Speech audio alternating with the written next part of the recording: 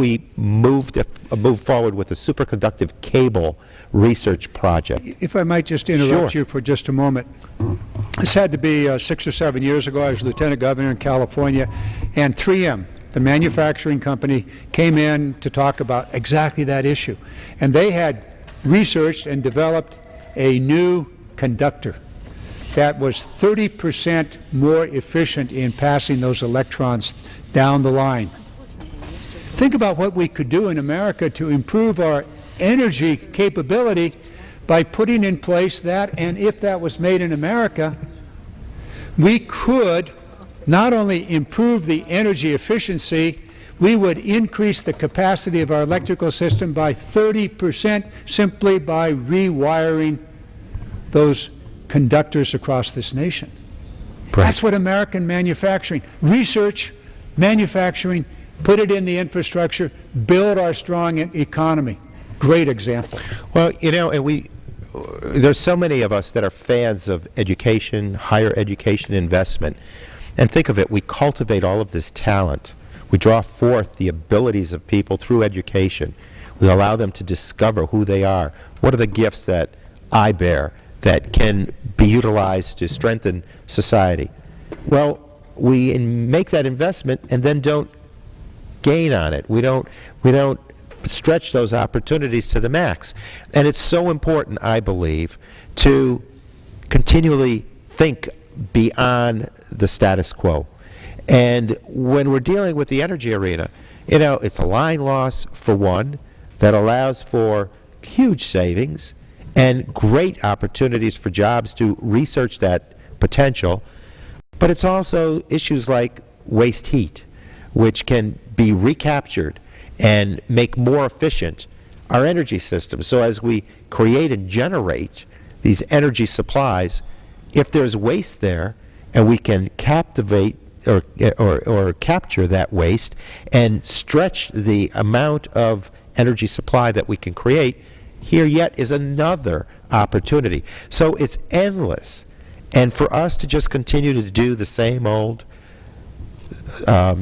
kind of responses to everyday issues isn't the sort of challenging outcome that I think allows us to best function as an American society. So, you know, there are policies and there are tax reforms that encourage and inspire this sort of investment, research tax credits, opportunities within the renewable energy area with production tax credits. All of this being promoted in advance, we need to expand upon those opportunities, because you're right, Representative Garamendi, it's an investment, it requires dollars, but those investments provide for lucrative dividends. And there are many more dollars earned than those invested into the progress that we need to strike.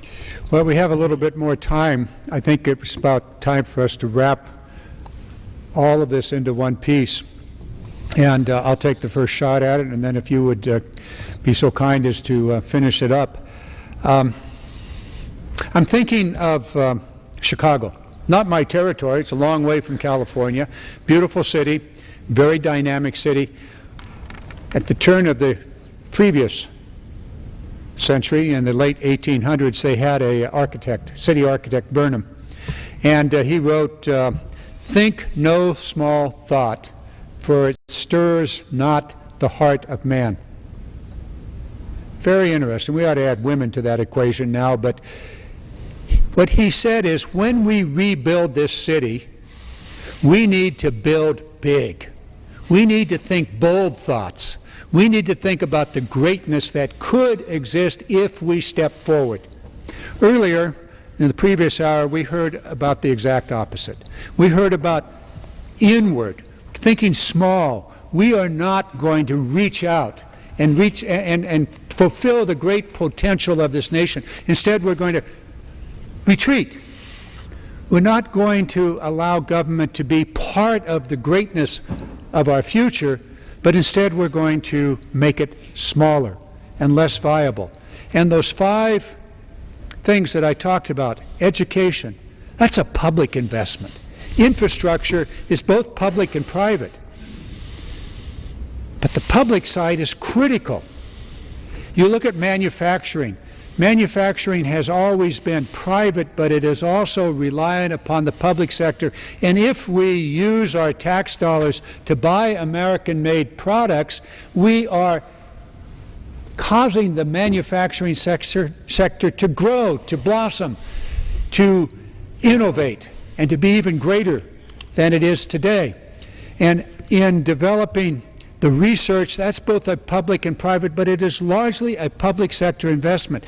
So we can deal with this by investing, by thinking boldly about what it is we can do, and in doing so, make certain that everything we invest in publicly is necessary, that it is run efficiently, and that its outcome is effective, that it fulfills the goal for which it was designed.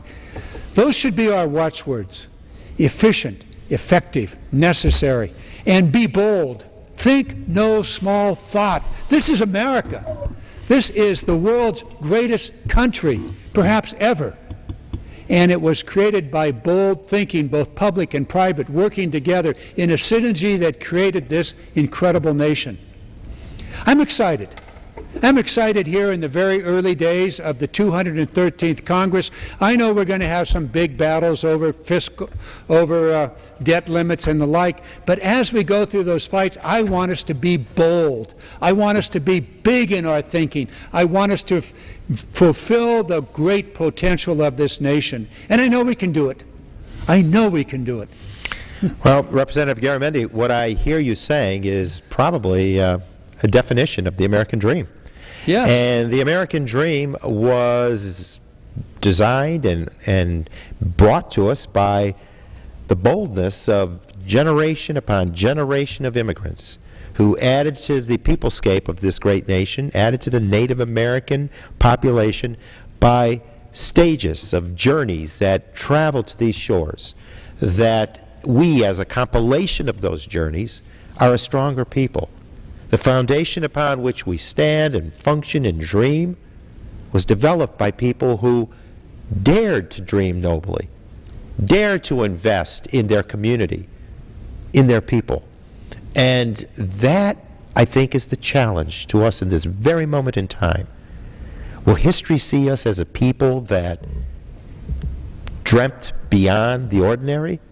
Or will we be those who were frightened by the thoughts of the challenges of our times? I think that our greatest days lie ahead of us. The American dream that burns boldly and nobly in our hearts speaks to us as that beacon of inspiration. Move forward. Invest in America's people. Invest in ingenuity and innovation and the intellectual capacity of this nation, and tread boldly into the future, and know that you will leave that next generation with an even stronger foundation that was granted us for our time in this nation. So it's been an honor to join you this evening. It's always a pleasure to work with you, Mr. Tonko. With that, Mr. Speaker, we yield back our time, and if you'd like a motion, we could make it. The gentleman yields back his time. The gentleman will withhold for 1 moment.